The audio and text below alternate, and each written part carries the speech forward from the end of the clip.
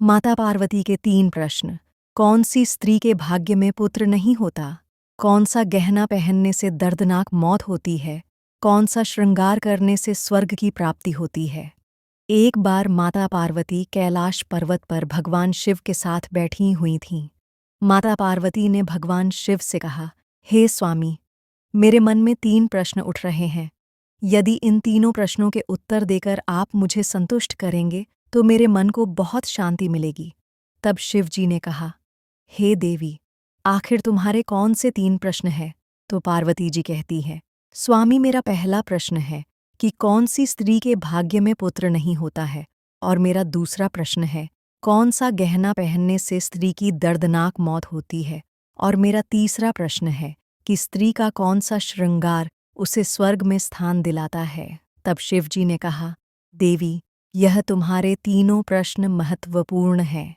जो भी व्यक्ति इन तीनों प्रश्नों के उत्तर समझकर इस पर्याप्त ज्ञान को अपने जीवन में उतार लेता है तो उसे जीवन में सुख की प्राप्ति होती है। शिव जी ने कहा, देवी, अब मैं तुम्हें तुम्हारे तीनों प्रश्नों के उत्तर एक कहानी के माध्यम से देता हूँ। इस कहानी के माध्यम से तुम इन तीनों प्रश्नों के उत्तर ठीक तरह से समझ पाओगी। ध्यान लगाकर सुनना। पार्वती जी कहती हैं, ठीक है स्वामी, मैं आपको वचन देती हूँ, जब तक आप कहानी सुनाओगे तब तक मैं कहानी बड़े ही ध्यान से सुनूंगी। आप कृपा करके कहानी प्रारंभ कीजिए। शिव जी ने कहा, देवी, एक राज्य में एक छोटा सा नगर था। उस नगर में एक सेठ रहता था। उस सेठ के 2 बेटे थे और सेठ के बेटों की शादी भी हो चुकी थी। सेठ की पत्नी और सेठ के बड़े बेटे की पत्नी का स्वभाव दुष्ट प्रवृत्ति का था। इसलिए सेठ की पत्नी अपने बड़े बेटे की पत्नी से बहुत ही ज्यादा प्यार करती थी, मगर छोटे बेटे की पत्नी जो थी वह बड़े ही अच्छे स्वभाव की थी, और वह एक पतिव्रता स्त्री भी थी, और पूरे घर का कामकाज भी वह अकेली ही करती थी। इतना कुछ होने पर भी सेठ की पत्नी और बड़े बेटे की पत्नी छोटी बहू का हमेशा ही अपमान करती रहती थी। शिवजी ने कहा, देवी, सेठ के बड़े बेटे की बहू को एक बेटा था और छोटी बहू को एक बेटी थी।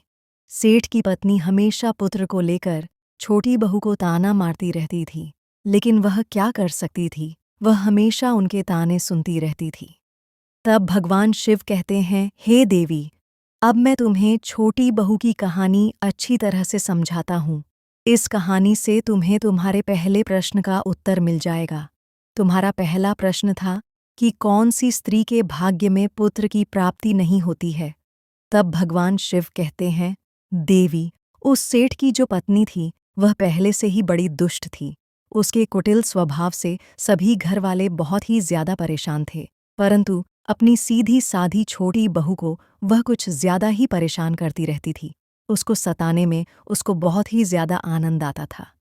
सेठ के छोटे बेटे की पत्नी का नाम गीता था। बेचारी गीता सुबह जल्दी ही उठकर अपने काम काज में लग जाती थी। इतना करने पर भी सेठ की पत्नी की निगाहों में गीता हमेशा ही खटकती रहती थी। एक दिन की बात है, गीता घर पर झाड़ू लगा रही थी तो सेठ की पत्नी बोली, क्या तेरे हाथों में जान नहीं है? जल्दी जल्दी हाथ चला, मैं मंदिर जा रही हूँ। मेरे मंदिर से लौटने से पहले खाना बनाकर तैयार रखना।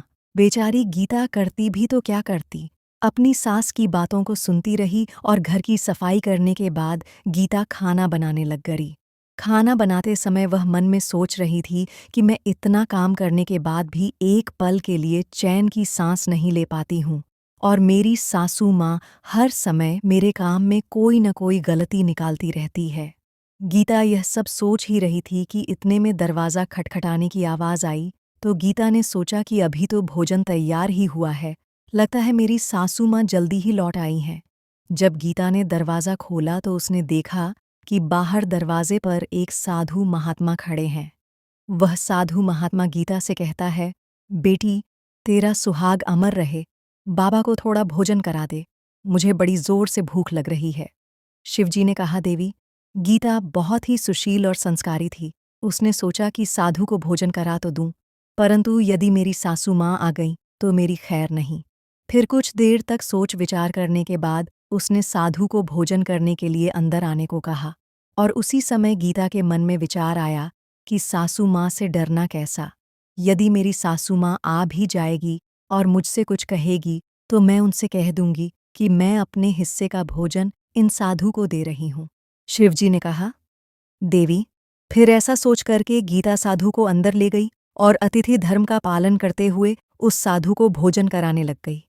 अभी साधु भोजन कर ही रहा था कि गीता की सासू माँ आ गई और फिर साधु को घर के अंदर बैठा भोजन करते देख के उसका गुस्सा 7वें आसमान पर जा पहुंचा और एकदम से साधु महात्मा से कहने लगी कि यहाँ कोई भंडारा नहीं चल रहा है, हमारे घर से उठकर जल्दी से बाहर निकल जाओ। गीता ने अपनी सासू को रोकने की बहुत कोशिश की, परंतु उसने साधु को धक्के मारकर घर से बाहर निकाल दिया और उसका खाना उठाकर फेंक दिया। अब उसका क्रोध गीता पर टूट पड़ा और कहने लगी, मैंने तुझे कहा था कि अन्न का एक दाना भी बर्बाद मत करना, लेकिन तूने यह क्या किया? तूने इस साधु को इतना सारा अन्न खाने को दिया। शिवजी ने कहा, देवी। गीता डरती हुई बोली, मांझी, मैंने तो उसे अपने हिस्से का भोजन दिया था, इसमें इतना भला बुरा कहने की क्या बात है? अतिथि तो भगवान का रूप होता है और अतिथि धर्म का पालन तो हर गृहस्थ को करना चाहिए। शिव कहते हैं, इस प्रकार काफी देर तक सास बहू का झगड़ा चलता रहा और अंत में उस बदचलन सास ने गीता को भी धक्के मारकर घर से बाहर निकाल दिया। अब वह बेचारी रोती हुई घर का दरवाज़ा खटखटाती रह गई, परंतु उसकी सांस पत्थर जैसी बन गई, उसका दिल नहीं पिघला। अब गीता के पास में एक ही रास्ता बचा था कि वह अपने मायके लौट जाए। भगवान शिव कहते हैं, हे पार्वती। इस प्रकार गीता दुखी होकर के अपने मायके के लिए निकल गईं और बीच रास्ते में एक घना जंगल भी पड़ता था। गीता भूख प्यास से तड़पती हुई अपने मायके के लिए चली जा रही थी, तभी अचानक जोर से बादल छाए और मूसलाधार बारिश शुरू हो गई। भगवान शिव कहते हैं, हे देवी। बारिश से बचने के लिए गीता ने एक पेड़ की शरण ली, लेकिन बरसात का वेग इतना तेज था कि बचना मुश्किल हो गया था। अब उस पेड़ में एक खोख बनी हुई थी। गीता यह सोचकर उसमें घुस गई कि बारिश रुकने पर बाहर निकल जाऊंगी और जब तक बरसात हो रही है वह खोख में अपनी सुरक्षा कर सकती है। भगवान शिव कहते हैं, हे देवी। जब गीता उस पेड़ की खोख में घुसी तो उस खोख के अंदर उसे एक साधु मिले। साधु ने कहा, बेटी रोना धोना बंद कर दो। मुझे मालूम है कि तुम्हारे ससुराल वाले तुम्हारा अनादर इसलिए करते हैं कि वे बड़े दुष्ट प्रवृत्ति के हैं और तुम्हें ताने इसलिए मारते हैं कि तुम्हारी जेठानी को पुत्र की प्राप्ति हो गई है और तुम्हें अभी तक पुत्र की प्राप्ति नहीं हुई है, इसलिए तुम चिंता मत करो।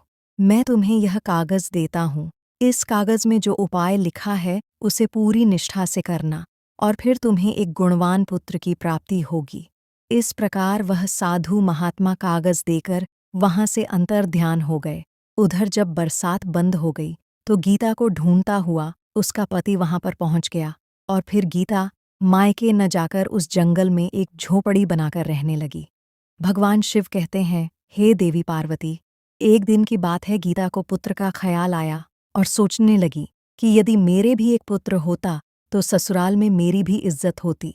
वह ऐसा सोच ही रही थी कि उस साधु का दिया हुआ कागज याद आ गया और जब गीता ने पुत्र प्राप्ति के लिए उस कागज को पढ़ा तो उसमें लिखा था, बेटी, पुत्र प्राप्ति के लिए हमेशा स्त्री को रात्रि के समय पुरुष के बाईं तरफ सोना चाहिए।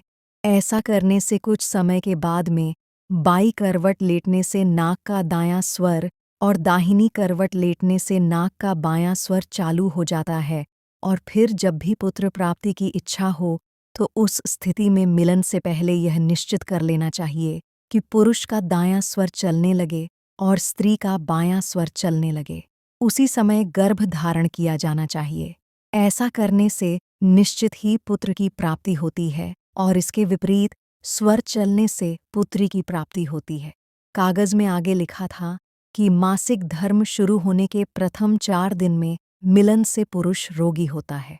5वीं रात्रि में मिलन से पुत्री की प्राप्ति होती है। 6वीं रात्रि में मिलन से पुत्र की प्राप्ति होती है। 7वीं रात्रि में मिलन से बंध्या पुत्री की प्राप्ति होती है। 8वीं रात्रि में मिलन से ऐश्वर्यशाली पुत्र प्राप्त होता है। 9वीं रात्रि में मिलन से ऐश्वर्यशाली पुत्री की प्राप्ति होती है। 10वीं रात्रि में मिलन अतिश्रेष्ठ पुत्र प्राप्त होता है। 11वीं रात्रि में मिलन से अच्छे संस्कार वाली पुत्री की प्राप्ति होती है। इसके बाद भगवान शिव कहते हैं, हे देवी पार्वती। इस प्रकार गीता ने 10वीं रात अपने पति से मिलन करके गर्भ धारण किया। अब सुबह स्नान आदि से निवृत्त होकर पूजा पाठ करके गीता का पति लकड़ी काटने के लिए चला गया। उसके पति के जाने के बाद तूफान आया और गीता की झोपड़ी उस तूफान में उड़ गई और बरसात होने लगी। और फिर गीता बरसात से बचने के लिए एक पेड़ पर पता लिखती है। यह पता उसी खोख का था जिस खोख में गीता बरसात से बचने के लिए पहले छुपी थी। गीता ने पेड़ के ऊपर पता इसीलिए लिखा था कि क्योंकि जब उसका पति लकड़ी लेकर वापस आएगा तो पेड़ पर पता लिखा हुआ देखकर उसी खोख में बरसात से बचने के लिए चला जाएगा। भगवान शिव कहते हैं, देवी पार्वती। उधर गीता उस खोख में जाकर छुप जाती है जो उस पेड़ के अंदर बनी हुई थी। उस पेड़ के पास में 2 प्रेत आत्माओं का निवास स्थान था। गीता बरसात से बचने के लिए उस खोख में छुपी हुई थी और उधर वे दोनों प्रेत आत्माएं बरसात से परेशान होकर उसी पेड़ की तरफ चली आ रही थीं। फिर उस पेड़ के नीचे आकर के एक प्रेत आत्मा कहने लगी, अब तो चला भी नहीं जा रहा, वरना मन तो कर रहा था कि माणिक टापू पर चले। तभी दूसरी आत्मा बोलती है, इसमें हमारे लिए कौन सी बड़ी बात है, यह पेड़ हमें अभी उड़ा करके अभी वहां पर पहुंचा देगा जहां माणिक मोती का टापू है। ऐसा कहकर के वे दोनों प्रेत आत्माएं पेड़ के ऊपर बैठ गए और वह पेड़ अचानक से उड़ने लगा। और उधर गीता को खोख में घुसते ही थकान की वजह से नींद आ गई, लेकिन पेड़ के उड़ने से लगने वाले झटके से गीता की नींद खुल गई और पेड़ को उड़ता हुआ देख करके वह अचानक से घबरा गई। और गीता ने पेड़ की खोख से बाहर देखा तो पेड़ के ऊपर 2 प्रेत आत्माएं बैठी हुई थीं। गीता ने परिस्थिति के साथ समझौता किया और सोचा कि जो होगा वह अच्छा ही होगा। फिर कुछ देर के बाद वह पेड़ माणिक टापू पर पहुंचा और नीचे उतर गया। उधर वे दोनों प्रेत आत्माओं को भूख लग रही थी, इसलिए वे दोनों शिकार की तलाश में निकल गईं। भगवान शिव कहते हैं, हे देवी पार्वती। उन दोनों प्रेत आत्माओं के जाने के बाद में गीता खोख से बाहर निकली और उसने चैन की सांस ली। अब जैसे ही गीता ने माणिक टापू पर फैली रेत को देखा तो एकदम से आश्चर्यचकित हो गई। वह रेत चमक रही थी और जैसे ही गीता ने रेत को हाथ में उठाया तो खुशी से झूम उठी। अरे, ये तो माणिक मोती की रेत है।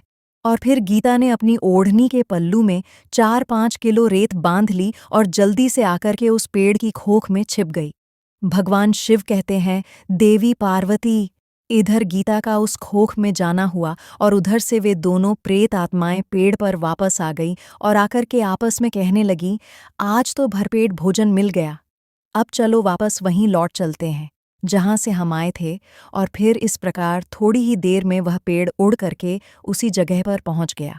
भगवान शिव कहते हैं, हे देवी पार्वती।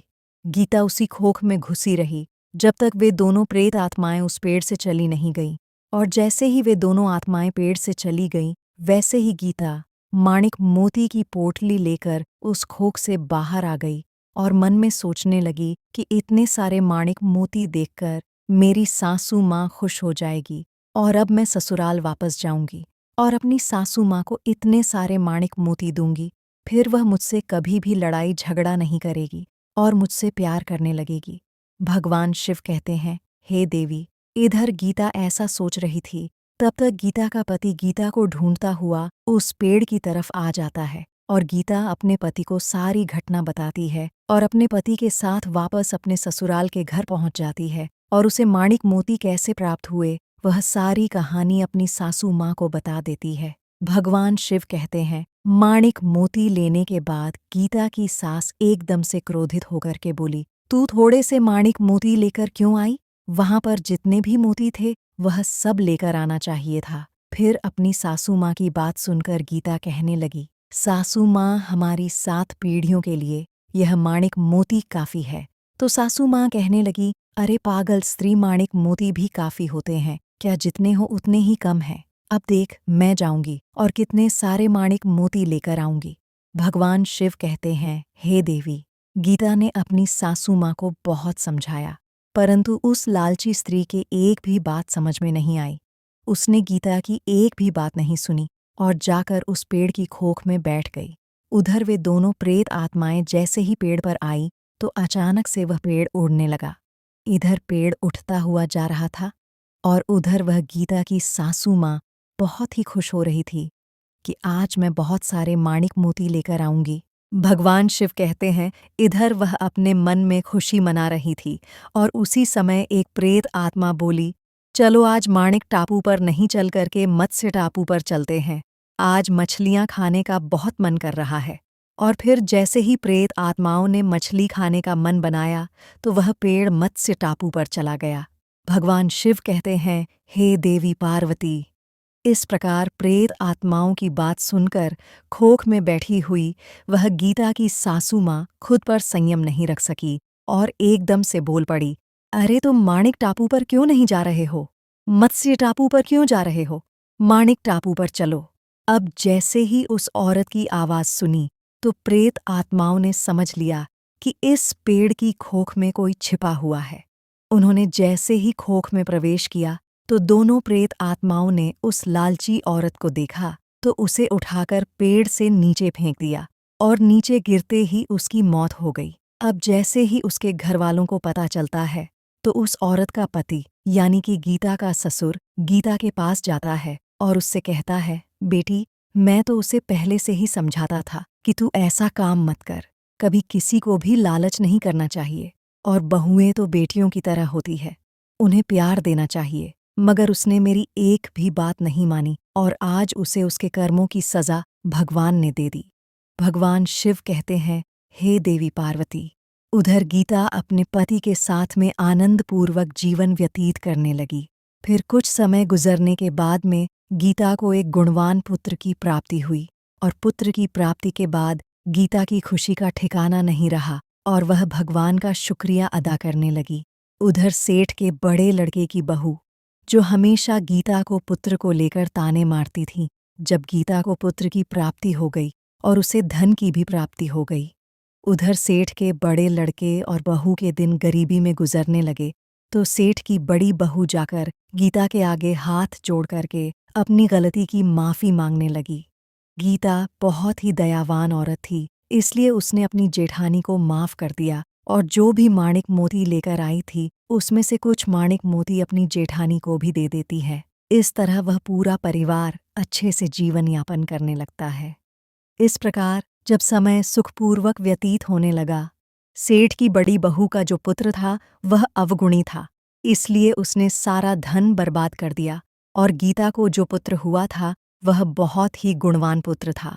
वह अपने जीवन में इतना आगे बढ़ा कि उसने अपने माता पिता का नाम रोशन कर दिया। और फिर जब गीता और उसकी जेठानी का जीवन समाप्त हुआ तो गीता को स्वर्ग की प्राप्ति हुई और उसकी जेठानी को नर्क में स्थान मिला। भगवान शिव कहते हैं, हे देवी पार्वती, तुम्हारा पहला प्रश्न था कि कौन सी स्त्री के भाग्य में पुत्र नहीं होता, तो सुनो, साधु के द्वारा दिए गए कागज के विपरीत जो कार्य करता है उसके भाग्य में पुत्र योग नहीं होता है। और तुम्हारा दूसरा प्रश्न था कि कौन सा गहना पहनने से स्त्री पुरुष की दर्दनाक मौत होती है, तो सुनो, वह है लालच रूपी गहना जो सेठ की पत्नी ने पहना था और खूब सारे माणिक मोती लाने के लिए खोख में घुस गई और प्रेत आत्माओं द्वारा नीचे फेंक दी गई।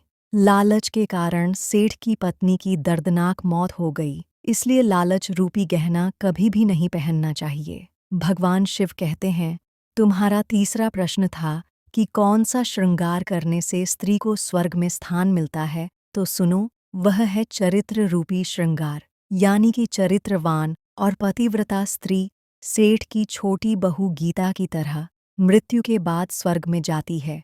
इसलिए हर विवाहित स्त्री को पतिव्रता और चरित्रवान होना चाहिए, परिवार के साथ में मिलजुल कर रहना चाहिए।